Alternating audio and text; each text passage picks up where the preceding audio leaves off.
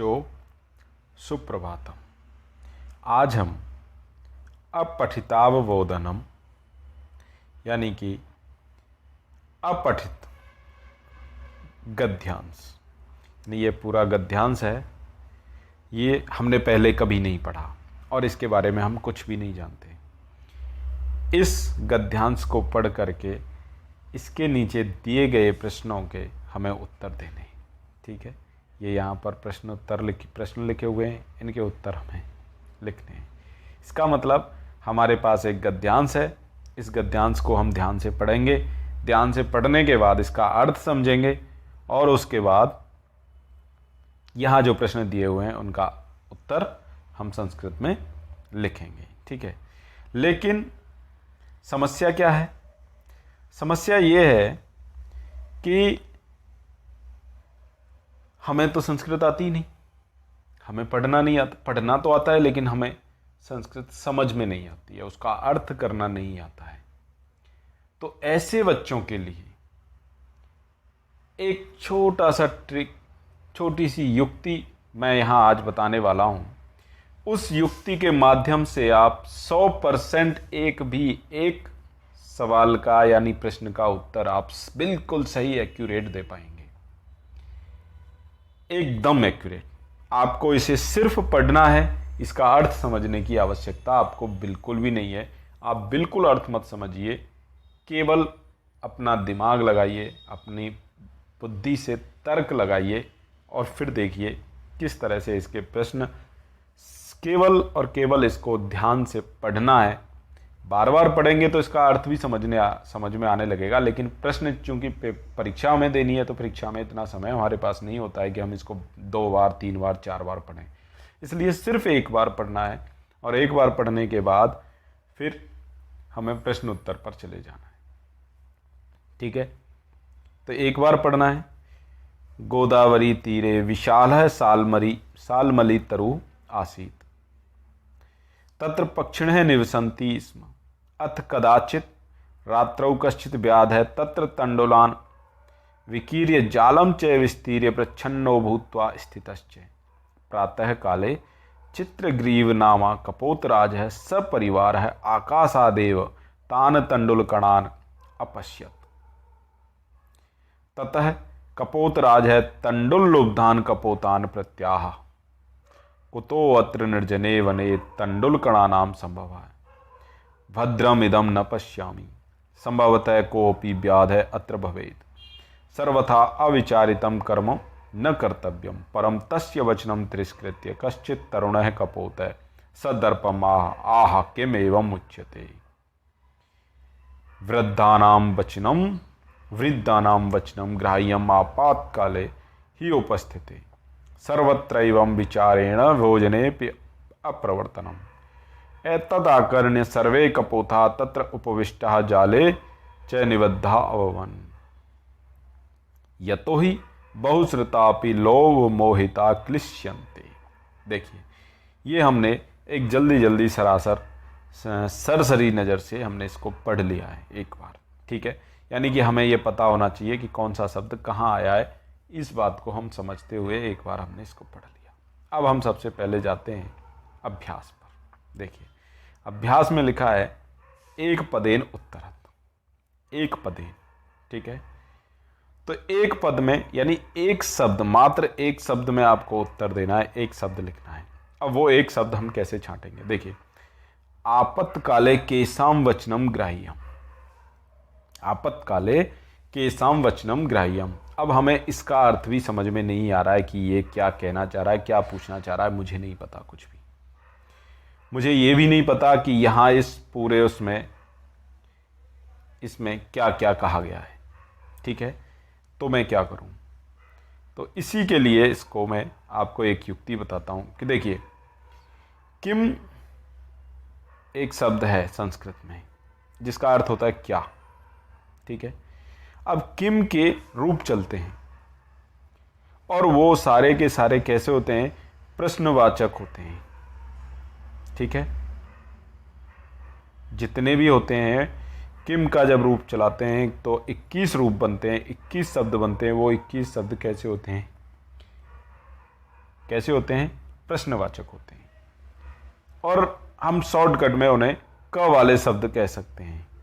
क वाले, क से शुरू होने वाले शब्द जो कि प्रश्नवाचक होते हैं। ठीक है, जैसे अंग्रेजी में होते हैं WH वर्ड, ऐसे ही संस्कृत में होते हैं क वाले शब्द। ठीक है, यानी किम के रूप। ठीक है, तो अब हमको इस प्रश्न में उस किम के रूप को ढूंढना है। ठीक है, इनमें देखिए आपत्काले, केसाम, वचनम, ग्राह्यम, यानी कि कौन सा है? केसाम। अब या तो हमें पता हो कि केसाम जो शब्द है इसमें कौन सी विभक्ति है, कौन सा लिंग है, कौन सा वचन है। ठीक है, नहीं पता है तो केवल हम इसका अंतिम अक्षर यानी कि क्या आ रहा है? आम। ठीक है, केसाम, केसाम में अंतिम क्या आ रहा है? आम, केसाम, आम। ठीक है, ये ध्यान रखना है, आम। ठीक है, अब हमें करना क्या है? देखिए, करना यह है कि हमें केसाम को छोड़ देना है, काट देना है। ठीक है, केसाम का ही उत्तर लिखना है, इसलिए केसाम को यहां से काट देना है। अब आपत्काले, वचनम, ग्राह्यम, इन 3 शब्दों को हमें ढूंढना है। कहां ढूंढना है? देखिए, आपत्काले, वचनम, ग्राह्यम, तीनों मिल गए। अब हमने क्या देखा था वहां पर? केसाम। क्या था शब्द हमारा? केसाम। ठीक है, केसाम में क्या शेष बच रहा था? आम। ठीक है, यहां पर इन तीनों शब्दों के साथ जो प्रश्न में थे, उन तीनों शब्दों के साथ ऐसा कौन सा शब्द है जिसमें आम बच रहा हो? देखिए यहां वृद्धा नाम। ठीक है, वृद्धा नाम, नाम, साम। ठीक है, वृद्धा नाम, के साम, यानी कि दोनों में षष्ठी विभक्ति का बहुवचन है, तो यहां भी आम बचा। ठीक है, तो दोनों में आम हो गया, यानी दोनों षष्ठी विभक्ति के हो गए, तो इसका मतलब उत्तर क्या होगा? यही होगा, वृद्धा नाम। ठीक है, आ गया समझ में? तो उत्तर क्या लिख देंगे हम यहां पर? वृद्धा नाम। ये उत्तर हो गया। देखिए बहुत आसान है, हमें केवल इसमें से का वाला शब्द ढूंढना है, उस शब्द में विभक्ति देखनी है। अगर हमें विभक्ति आती है तो ठीक है, नहीं आती है तो हमें केवल ये देखना है कि इसमें बच क्या रहा है। इसमें आम बच रहा है, यानी अंतिम वाला जो अक्षर है वो क्या है? आम है। ठीक है, तो वृद्धा नाम में भी क्या है? आम है। यानी कि इन तीनों को ढूंढना है, इन तीनों शब्दों को, और इन तीनों शब्दों को ढूंढने के बाद उनके अड़ोस पड़ोस में कोई शब्द ऐसा होगा जिसमें आम बच रहा होगा, तो वो क्या हो जाएगा? वृद्धा नाम। ठीक है, आ गया समझ में? तो पहले वाले का उत्तर क्या हो जाएगा? वृद्धा नाम। ठीक है, अब आगे चलते हैं। दूसरा प्रश्न देखिए, विशाल है सालमली तरु कुत्र आसीत। कुत्र, देखिए यहां पर मिल गया हमें कुत्र आसीत, यानी ये 2 शब्द हैं, एक है कुत्र और एक है आसीत। ठीक है, अब कुत्र के लिए फिक्स है, कुत्र के लिए फिक्स है कि ये किसी जगह के नाम के लिए पूछा गया। कुत्र माने होता है कहां, जैसे केसा माने किन का, किन लोगों का, किन का। ठीक है, ठीक है, तो कुत्र माने होता है कहां। ठीक है, क्या होता है? कहां। तो इसका मतलब ये किसी जगह के बारे में बात कर रहा है, यानी इसका उत्तर क्या होगा? कुत्र का उत्तर क्या निकलेगा? कोई जगह का नाम निकलेगा। ठीक है, अब हमें क्या करना है? विशाल है, सालमली तरु, आसीत, इन 3 शब्दों को ढूंढना है। चलो देखते हैं। देखिए यहां मिल जाता है सालमली तरु, आसीत, विशाल है। ठीक है, यहां इसका पूर्ण विराम भी हो गया, यानी इसी वाक्य में होना चाहिए। देखिए ये क्या है? जगह का नाम है गोदावरी तीरे। क्या उत्तर हो जाएगा? अपने आप ही सिर्फ गोदावरी तीरे। आपको पूर्ण वाक्य नहीं लिखना है, आपको कुछ नहीं करना है, सिर्फ एक शब्द लेना है, वही कुत्र का मतलब किसी जगह का नाम पूछा जा रहा है कि सालमली तरु कहाँ था, सालमली का पेड़ कहाँ था। ठीक है, तो गोदावरी के किनारे पर। तो हमें क्या देखना है? अच्छा, एक चीज़ और भी देख सकते हैं कि अगर आप विभक्ति जानते हैं तो कुत्र का उत्तर जब लिखना है हमें तो वो सप्तमी विभक्ति में होगा। तो गोदावरी तीरे, तीरे यानी कि सप्तमी विभक्ति है, ठीक है, सप्तमी में एक वचन। तो क्या उत्तर हो जाएगा? गोदावरी तीरे, ठीक है। इस तरह से आप उत्तर ढूंढ सकते हैं, ठीक है। तो बड़ा आसान है, केवल का वाला शब्द को हमें निकालना है और उसे निकालने के बाद उसके जैसा ही दूसरा शब्द वहां पर उस वाक्य में देखना है, ठीक है। अगला प्रश्न देखते हैं। देखिए, व्याध, व्याध कान विकीर्य प्रच्छन्नो भूत्वा स्थित है। अब देखिए इसमें क्या है? का वाला शब्द कान, ठीक है, क्या है? कान। अब देखिए इसमें क्या बच रहा है? कान में क्या होगा? आन, ठीक है, अंतिम लेना है, अंतिम इसका स्वर लेना है और ये लेना है, ठीक है, आन। अब हमें क्या देखना है? व्याध विकीर्य प्रच्छन्नो भूत्वा स्थित है, ठीक है। देखिए कहाँ है? रात्रौ कश्चित् व्याध तत् तंडुलान विकीर्य, ठीक है, भूत्वा प्रच्छन्नो भूत्वा स्थित है, ठीक है। अब देखिए किस तरह से दिया है, ये बीच में से हटा दिया है वहां पर जो प्रश्न में। तो अब हमारे पास क्या था? कान, कान में क्या बच रहा था? आन, ठीक है। यहां देखिए कोई है ऐसा शब्द, देखिए तंडुलान,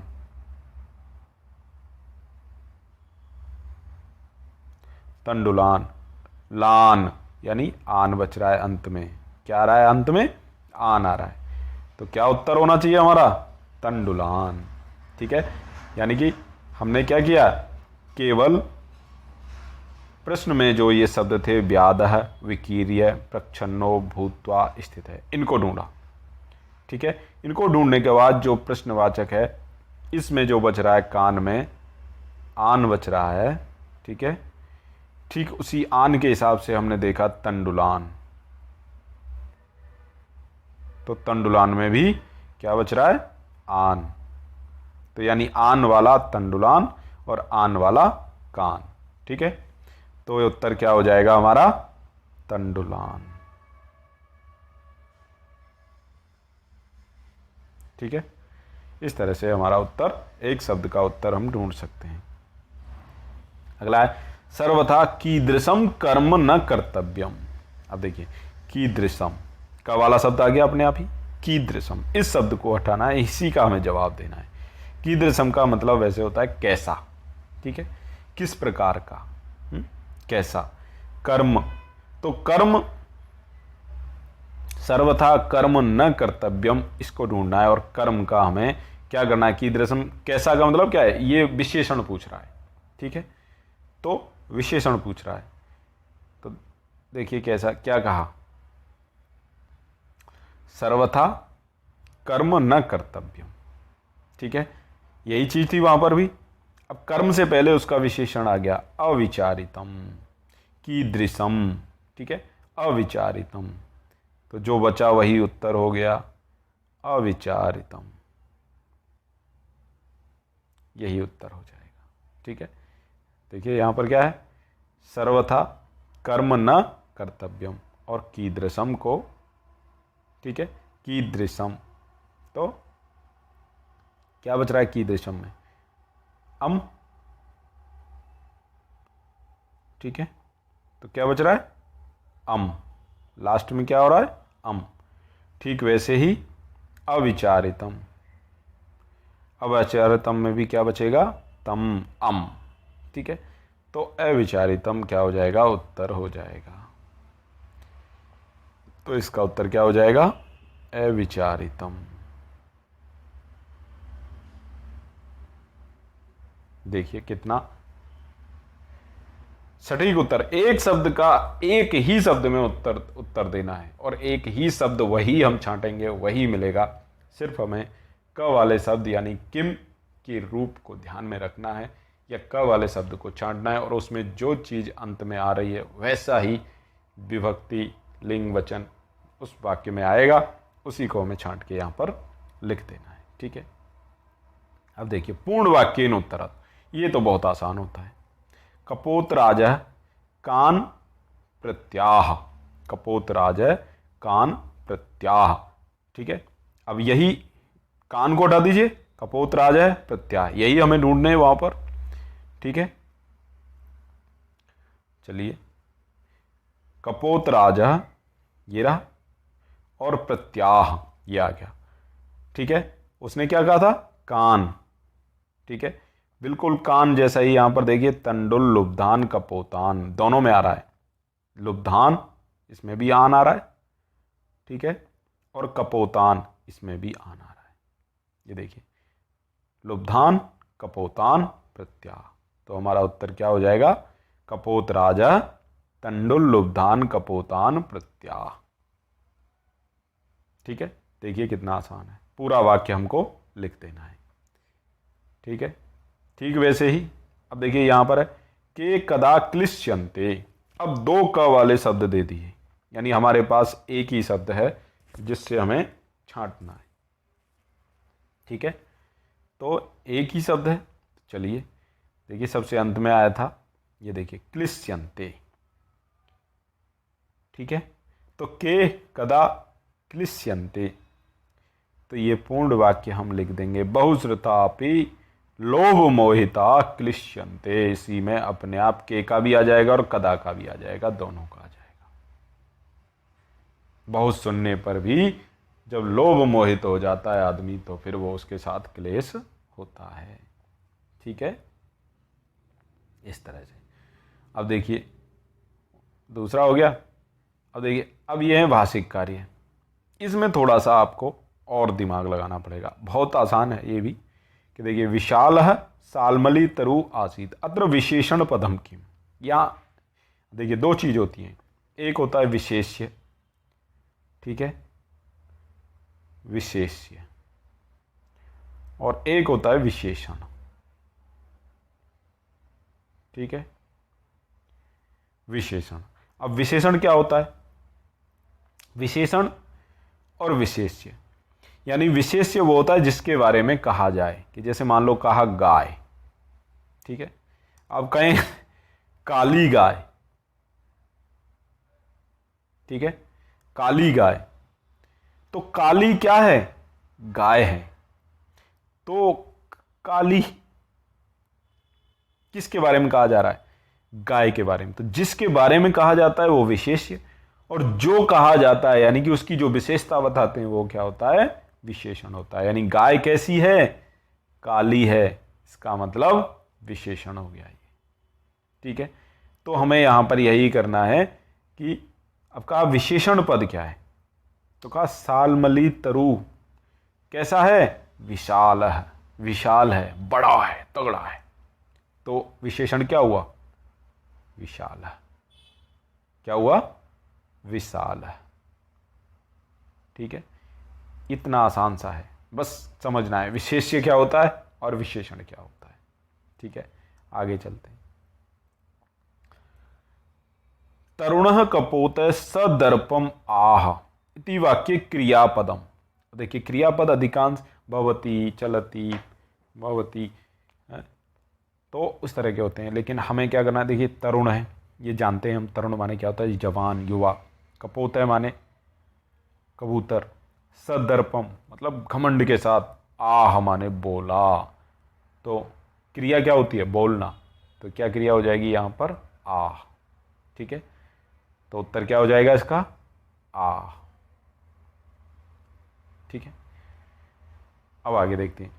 तत्र रात्रौ पक्षिणः निविशन्ति स्म इति वाक्य कर्तृपदम। कर्तृपदम का मतलब होता है कर्ता, वाक्य के अंदर कर्ता क्या है।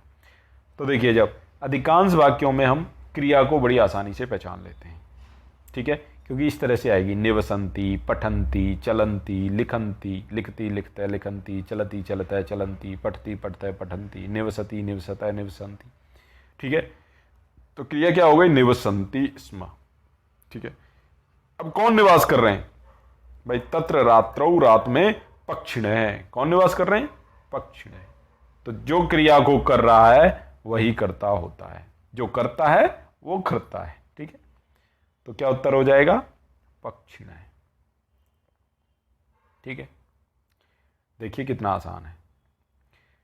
वृद्ध है इत्यस्य विलोम पदम किम। अब वृद्ध है, वृद्ध माने क्या होता है? बूढ़ा।